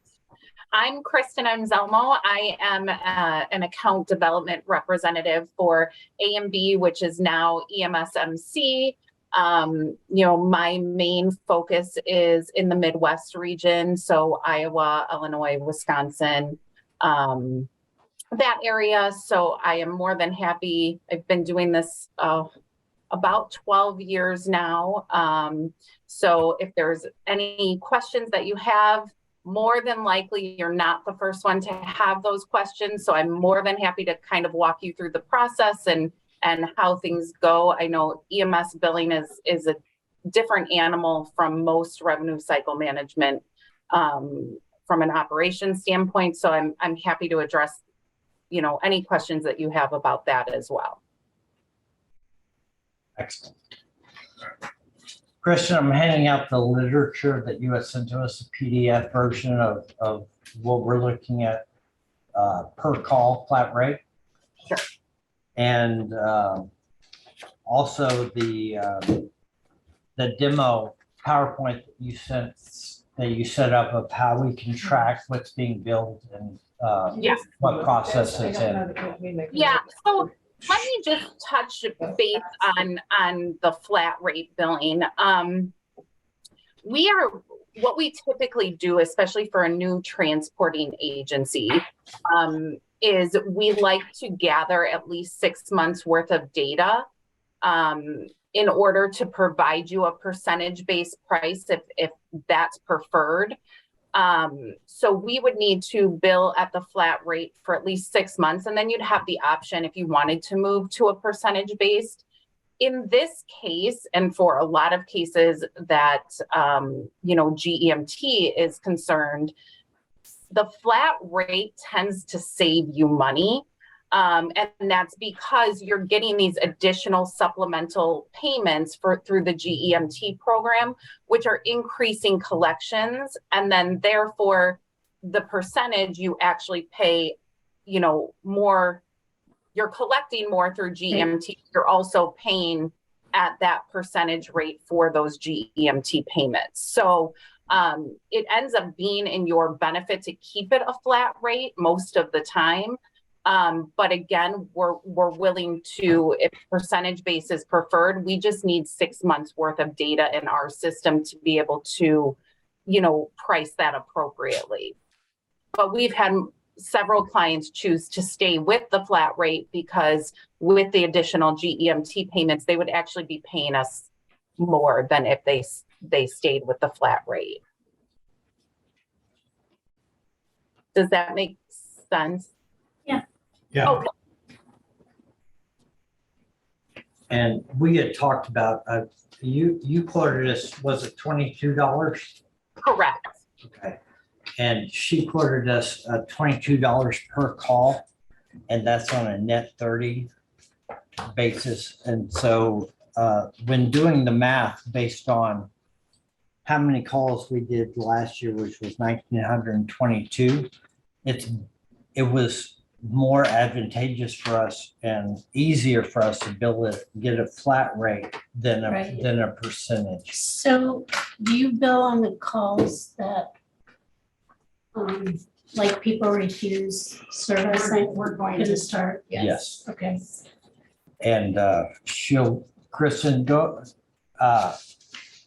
It was the calls that are refusals and stuff like that. We can bill on that, correct? You absolutely can. Right now, there is not a good payer source for refusals. What I mean by that, Medicare does not pay for refusals, and most of the other insurance providers copy what Medicare does. So typically those refusals are going to go directly to patients as opposed to an insurance carrier. We can bill the insurance carrier and get the denial, but there just isn't a substantial amount of payers that currently pay for that refusal service. So then we'd work directly with the patients to receive payment on that. It's also, I have several clients that use that refusal fee more as a deterrent to stop the abuse of, calling ambulance when it's not medically necessary, then they actually do a revenue stream. So I have a question. You can't bill a Medicaid patient though, right? For refusal? Correct. Just for Correct. the order. Yeah. That's illegal, right? Medicaid won't pay it. Correct. Right. So it's just like billing them a copay. You don't bill them a copay. Right. Exactly. So that's something that they'd have to figure out what that looks like then when Medicaid's probably the majority of your payer. I mean, you're still going to be eating that expense. Correct. But we did 225 Medicaid calls last year. Right. Out of 1922. So, and then with the GEMT, they'll go back and they'll cover that based on whatever Medicaid would pay, not necessarily for refusal, but a regular call. What's the rest of the split? Is how much percent's Medicare? That's 20. I'm sorry, say again. What percentage of the 1900 are Medicare calls? Ballpark. About 7%. 7%. That's all? Yes, ma'am. So most of them are private insurance. Medicare. Medicaid and Medicare, right? Correct. No, more Medicare, but Medicaid calls, we only did 225. Right. So I'm asking how many are Medicare calls? Medicare calls were about 650 of them. I was thinking Medicaid were more, but obviously wasn't me. And Sounds reasonable because about yes. a quarter of them were the refusals. A and B also, Sorry, I got to ask a question because something didn't make sense. So we know that we're not going to bill the patient for the Medicaid refusals. So what did you say, Brian? Then they pay you? well, Because I'm confused by that. GEMT pays us whatever that amount was. They'll come back and they'll reimburse us For a call that you, for every Medicaid individual. Yes. That's what Miles had said the other day. And I got those numbers. yeah, because I don't. Added to this. This is what mine says about the GEMT. That's where we can get reimbursement and stuff. Thanks. So you pay to belong to a group. Is that what I'm hearing? Is it like a group? Is that, sorry, I just came in I was requested to come. No, that's okay. I'm a little confused and lost at the moment. So they pay to belong to like a co-op or a. It's not. It's actually it's a federally funded program, matching health program. So in years past, they've done this a lot with nursing homes or hospitals where there's a federal match because they realize that providers' costs outweigh what the current reimbursement is. Right. So what happens is the federal government matches the cost of the agency, and that's how you're made whole.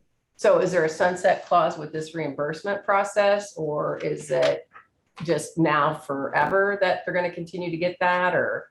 Yeah, so you have to re-enroll every year. So it's like a critical access hospital. It's about like that. Yes, exactly. Okay. All right. Now I'm on the same page. Thank you. Yeah. Thank you.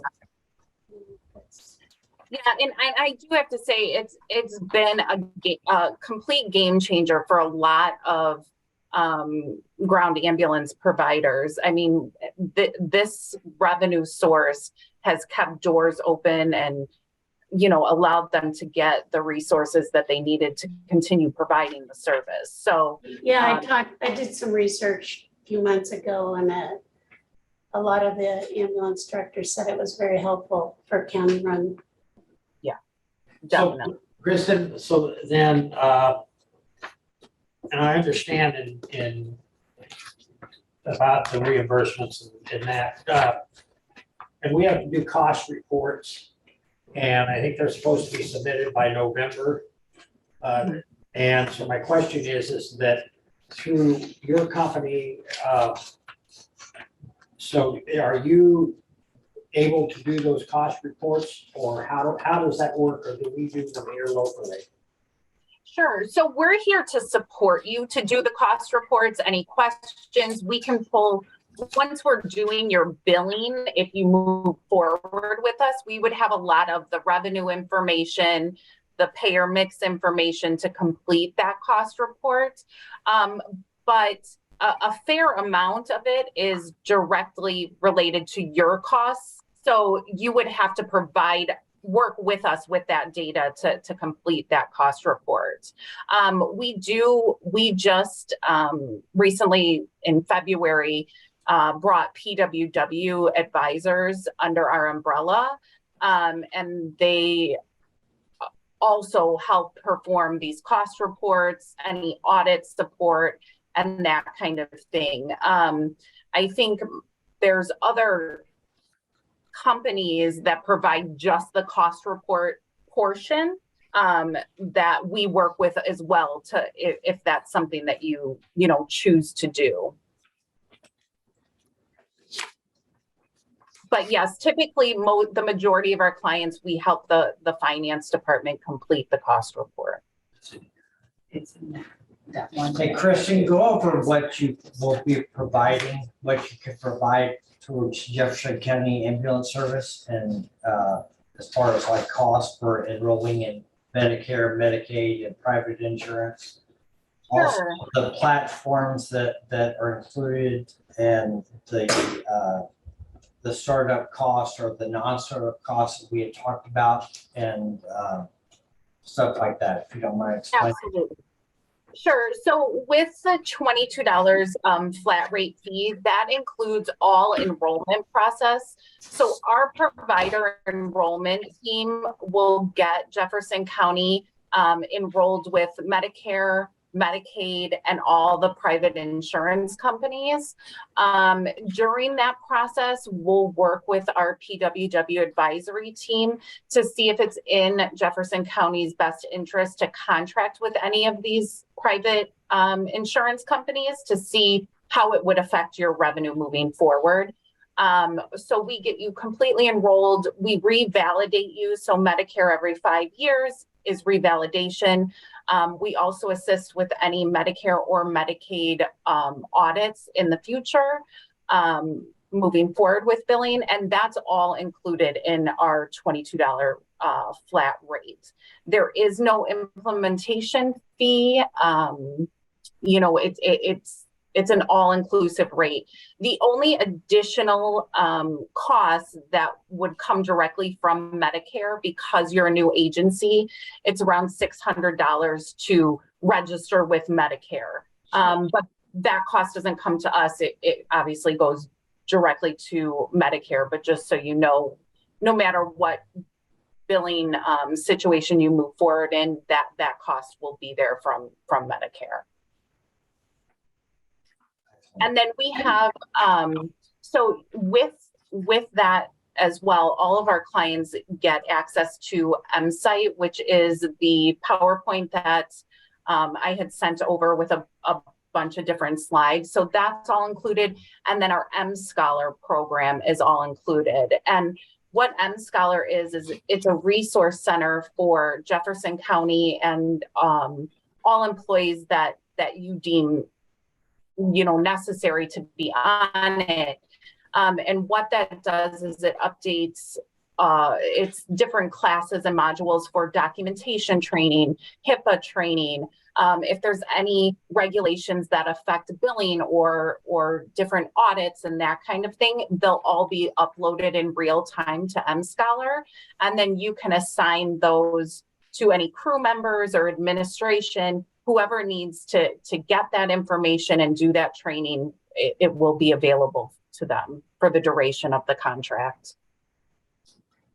And I can jump in and kind of go on the recovery, the MSite dashboard to show you. It's kind of easier than going through the PowerPoint slides because I'm able to kind of jump around and answer your questions and not, prolong it with information that doesn't interest you. Can I go ahead and share my screen and then? Yes, ma'am. Okay.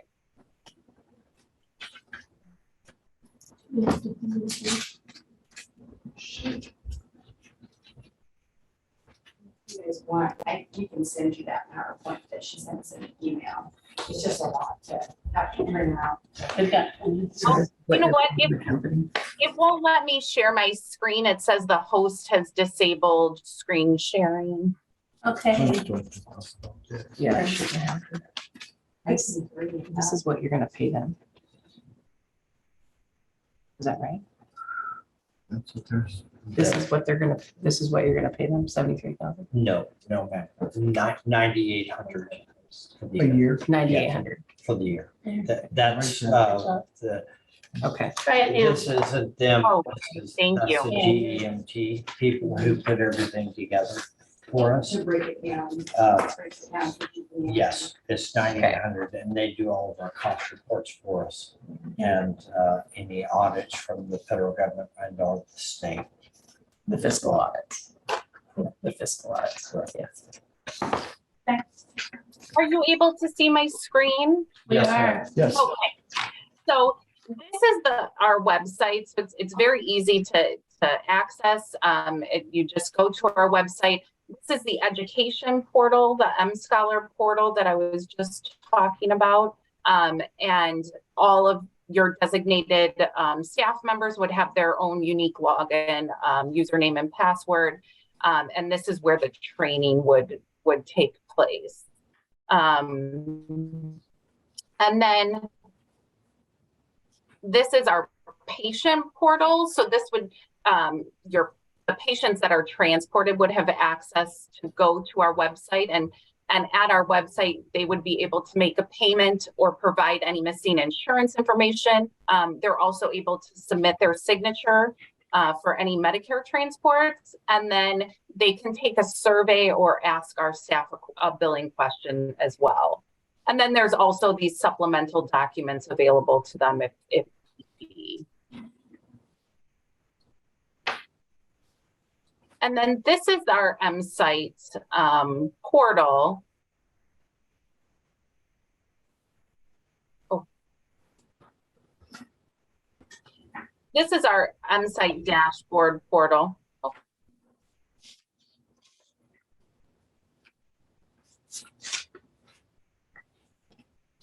And this is set up in real time for your account. So from this main dashboard screen, you can pull all real-time data on a month-to-date basis, year-to-date basis, or a rolling 12 months, depending on what you're looking for. I always tell clients, we still send you out month-end reports.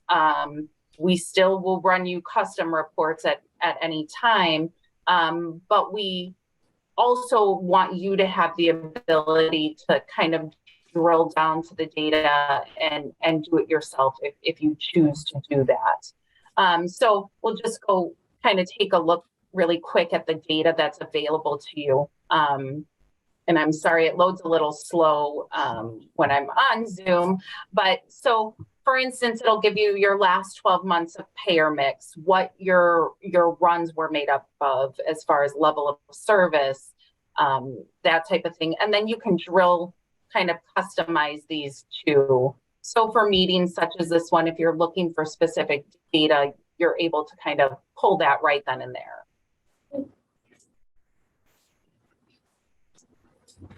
And that's available for this column will be all of your trip related information. So your payer mix by trip, your level of service, then you have your gross charges. So for instance, you can run reports in this column, and I'm just doing the graphs. You can drill down into actual, specific data, but just as an overview to show you, it breaks down what your trip gross charges were and that type of thing in the second column.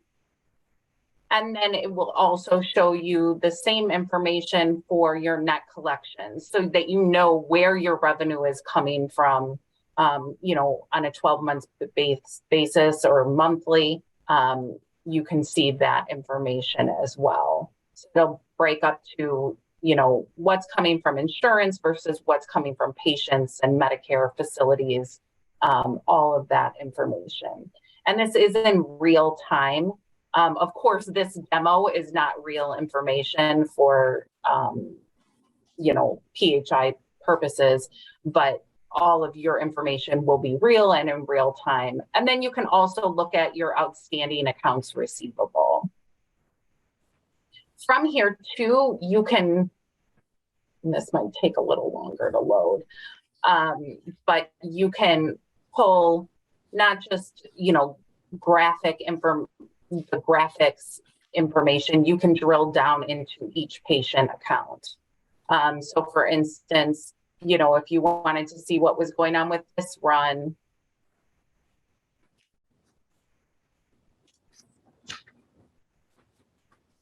you can literally see everything that's happened with this transport down to what codes we billed it as, any billing notes, exactly what's going on and what's been collected.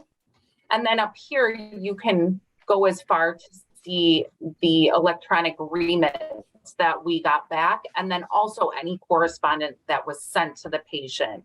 So for example, this one must be a Medicare where we needed a signature. You can click right there. And you can see this is what went out to the patient requesting a signature. And then here is the Medicare EOB or remit from Medicare. And right there, you can see the actual EOB issued by Medicare. So we really like to give you all the information. Some clients, want to dive deep into every single patient that's billed out and look at those remits and look at the information. And some just like the overview of, I'm going into a board meeting. I'd like to present, what this month's collections were with graphs and that kind of thing.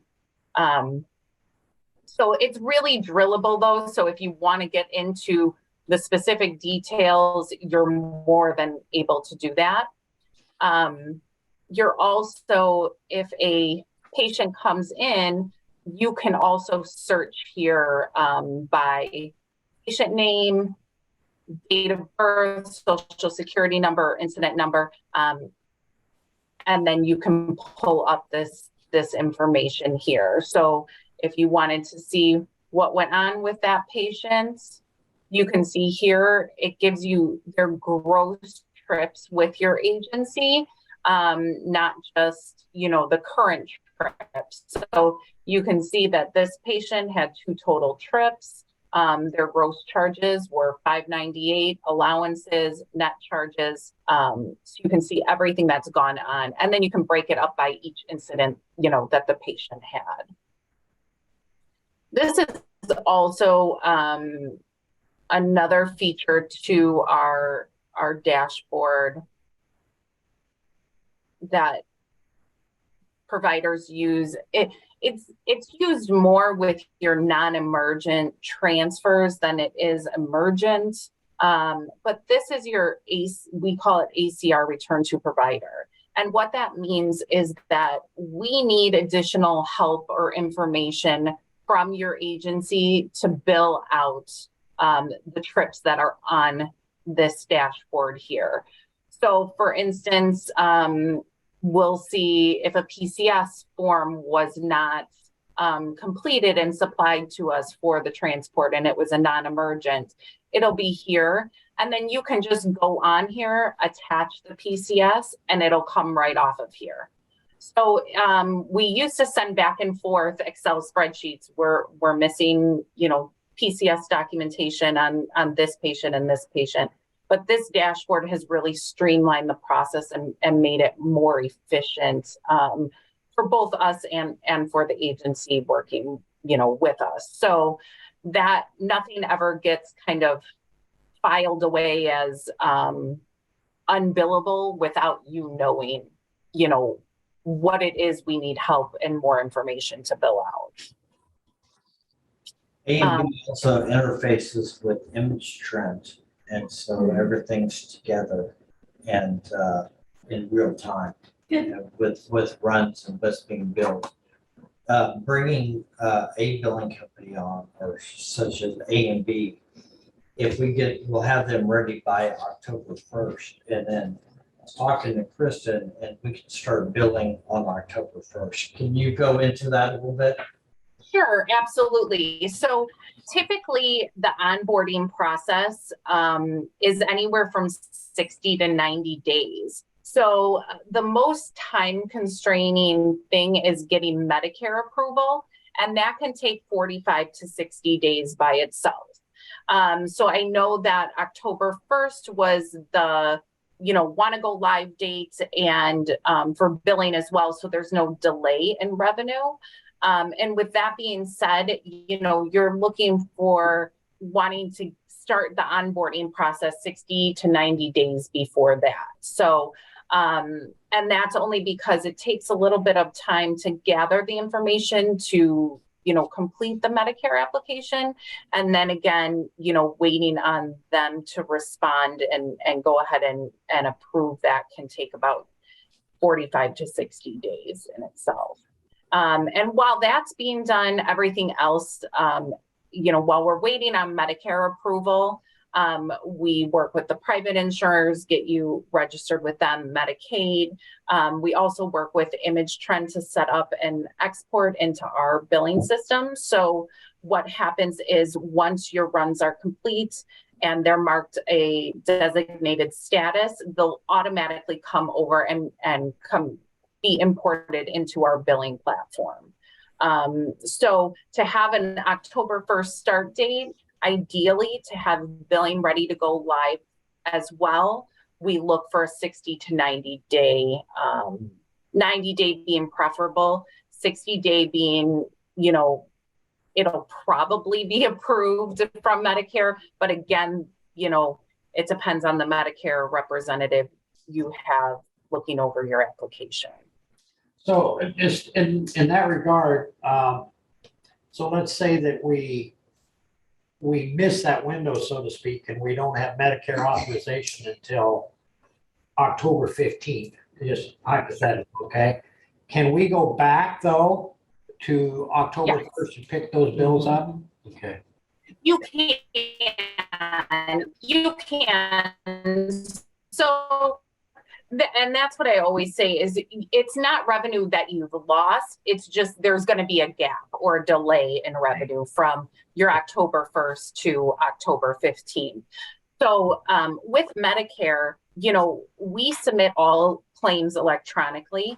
And so we look, by the time we submit a claim to the time the payment hits your bank account for Medicare, it's 3 weeks. So if they don't need any, additional information, or they're not denying it for any reason, you should have payment turnaround in 3 weeks from your Medicare. So Kristen, you help with the credentialing process for all of the payers. Is that what I'm hearing you say?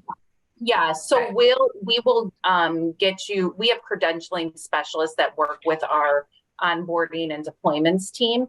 So we will help, facilitate some of the different portals need to be registered from an agency level because they won't allow third parties, but we walk you through the entire process and get everything completed. If you don't have a PAYCOS for Medicare, we work with you to set that up and then allow us access to that so that we can get that Medicare application completed and submitted on your behalf. Thank you. Do we have, let's say, for example, would you be our point of contact if we had issues, if Brian or Judy or somebody needed, there was a question that they had or whatever? Do we have a specific person that we would have as a point of contact so that we're not, how do I want to say this? A lot of times there's something lost in the translation if each time you call, you deal with a different individual. Yeah. No, so how we structure it, so through the onboarding and deployment process, I am on board, I'm on the calls. We schedule weekly calls with you just to answer all questions, give you an update of exactly where we are on the enrollment process. And I work with that team. I also get quarterly reports moving forward of how the account's doing and that type of thing. But you are assigned a specific account representative that works the day ins and day outs of the claim processes and all of that. So they know your account, your payers. You will get to know them very well, but that's one person completely assigned to your account.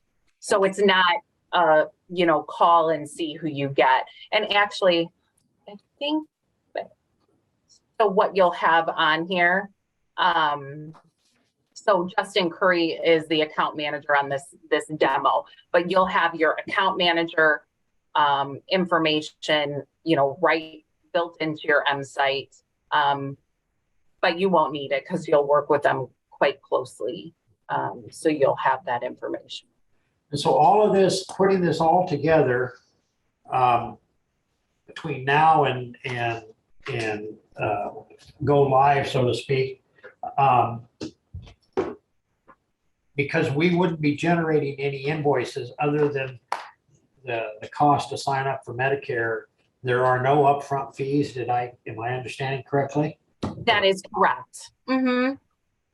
So do we have to, as a county, do a contract with you or is it a Yes. Yeah, so we would provide you with a contract. The terms of the contract are completely up to you.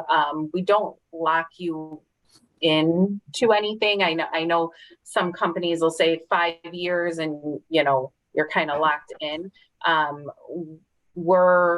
We do ask that, an initial at least 2 years because of the expense of doing all the onboarding and deployments and that sort of thing. And then they typically auto renew annually unless you terminate, with a 60-day notice. So Kristen, sorry, I have a question. So what historically has been your increase annually for your contract periods? Like I know you say it auto renews. So what in the last 3 years, what has been your increase or your percentage increase to your customers for an auto renewal?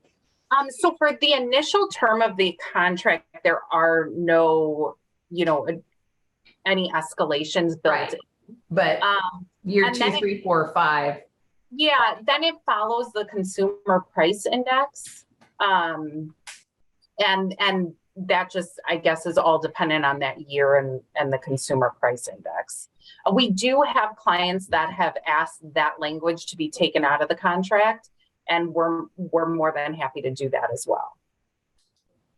Okay, I'm curious because I've entered into medical contracts before, and you end up with a 5% 1 year. 1 year you get a 10%, and then you get a surprise. So that's why I asked that question. There's nothing like history as a good teacher. No, that is true. Thank you. No problem. Elizabeth or Chauncey, look at it. No, absolutely. They'll also come out in person to, we'll say September 18th, we're going to be fully staffed. They'll also come out in person to teach what their parameters are to our group as well. So they offer that service as well. One question, I don't know what it was. You remember? I remember your question. Yeah. I had to ask mine because I would have forgotten. That's why I blurted it out. Collections. How does A, do you, and B, how does it work? Sure. So we do have in-house, an in-house collection agency department. So we do, if you prefer to have us do your collections, we're more than happy to do that. But we also work with any collection agency of your choosing. So if the county is working with a collection agency on, for water bills or whatnot, and you're happy with that collection agency, we will set up contact with them and then provide them all the information to aid in the collection process on the accounts on a monthly basis. So what's the cost if we utilized you guys to do our collections? Just a ballpark. Sure. So it's usually around 20%. And we found that is, you know, a pretty decent savings from any outside collection agency, because the prices that, you know, we see from outside collection agencies are 28 to 35%. Right. So it is a cost savings for sure to go with our, you know, in-house collection, but moreover, you know, we're not transferring PHI information to another outside company.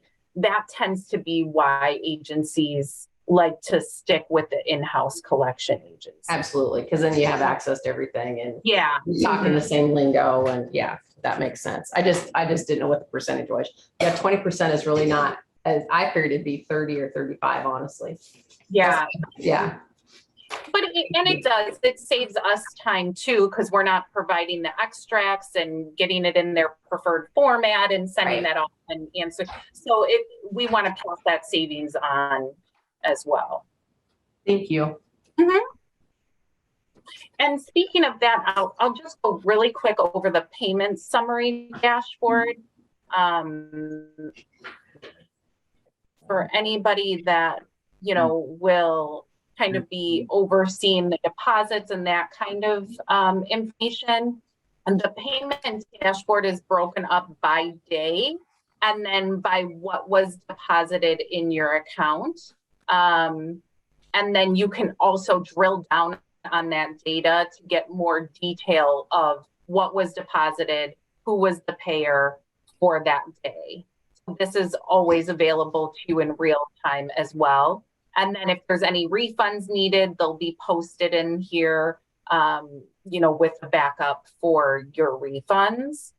And then probably the last, and I know I'm going pretty quickly over this information, and if you choose to move forward with EMSMC, you'll get extensive training on this site. But I just wanted to give you kind of the highlights of it. This is our newest feature, which is our crew analysis feature. And what this does is it takes the most important metrics for ambulance billing, you know, the fact that we're not returning it to you for missing information, you know, was there a phone number, social security number, insurance, patient signature, and then you can see how many times your agency has, you know, matched all of these different metrics. And then you can also do it by crew members. So if you're having an issue with a specific crew member not getting, you know, the relevant information, it'll show you right here, and you can, you know, download this as almost a report card type gift to the medics. And maybe that means you assign them more training in our M-Scholar program, you know. So it's just a nice feature. Actually, clients came up with that portal. They asked, you know, they said, what can we do? We want to know, you know, are we providing you the correct information? What can we be providing you to have, you know, the highest amount of revenue? So that was kind of developed based on customer feedback. And then here is the reports. You know, you can run any kind of report that you want, choose the date ranges, and load that report. This must be a long report, but load that report, you know, as you need. You will also get month-end reports from us, and that's set up during the onboarding and deployment process, so that we make sure if you need custom reports, what do those reports look like? You approve all of that, and then we get that set up in the system so you get them monthly. So that was kind of I know it's a lot of information, quick overview of M-Site and how that works, but I'm more than happy to kind of answer any questions about it as well. Looks like a good system. So have you guys talked to somebody that uses it? Have you Uh, locally? I've talked to Miles. I mean, is there a service locally that uses this? No, she was gonna provide references on who uses it. Yeah. Kristen, can you provide us, or can you talk about who currently uses the system locally? Sure. So geography is not my strong suit. So I know Sioux City is one of the larger clients that are using it. And then we have a list of Iowa clients. I'm more than happy to provide this to you so that you can reach out and you can see their transport volume and I will definitely provide this to you. Sioux City is about as opposite from us as you can get. We're in the southeast corner and they're in the northwest corner. So across the street, you got it. All right. So I will look at my map and I'll provide you the most, geographically suited for you. Thanks. I was just trying to help you win a trivia prize or something with a geography lesson.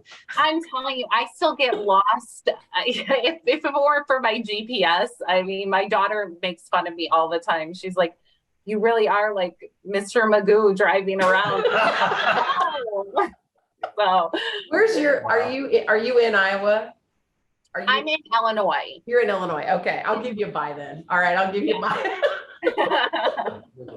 Like, I know better with Illinois geography, to be completely honest. Well, I would get an F in that. So thank you for answering my questions. I don't think I have any other questions. I just asked them as we went. So thanks. Yeah, thank you. And Miles, who does the GE&T for Iowa, provided 3 different companies, them being one, PCC being the other, and I forget the other one because they didn't reach back out to me.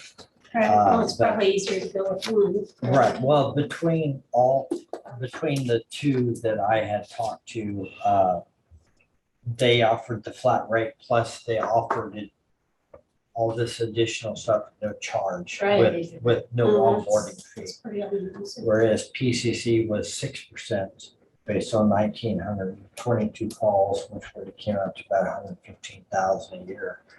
And with their rate, it's only 42. So to me, that was kind of a big difference. Correct,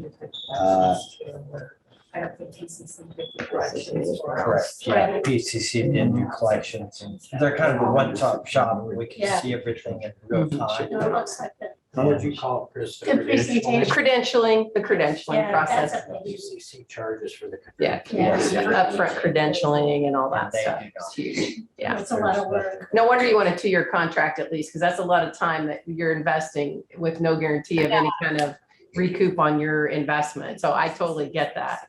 I'm surprised it's not a minimum requirement, to be honest. Because I've been through credentialing processes before and it's not the most fun thing. It's a lot of they're time. not. Yeah, a lot of time. They're time consuming, that's for sure. But we just, we also don't want new clients to feel like you're locked in forever. Right. I've had cable providers that do that and I hate them. So We all have those. We all have perpetuate. Cell phone, cable, internet. Are we done? Yes, Kristen, thank you so much, and I appreciate you taking your time to reach out to us and give us some more information. Thank you. Thank you very Thank you much. so much, and I'll be in touch. And if you have any questions, feel free to let me know. I'm always available. Excellent. I look Thank forward you. to your email for the references. Preferences, absolutely. Thank you. Thank you so much. Bye-bye. Well, I'll just leave it. Thank you.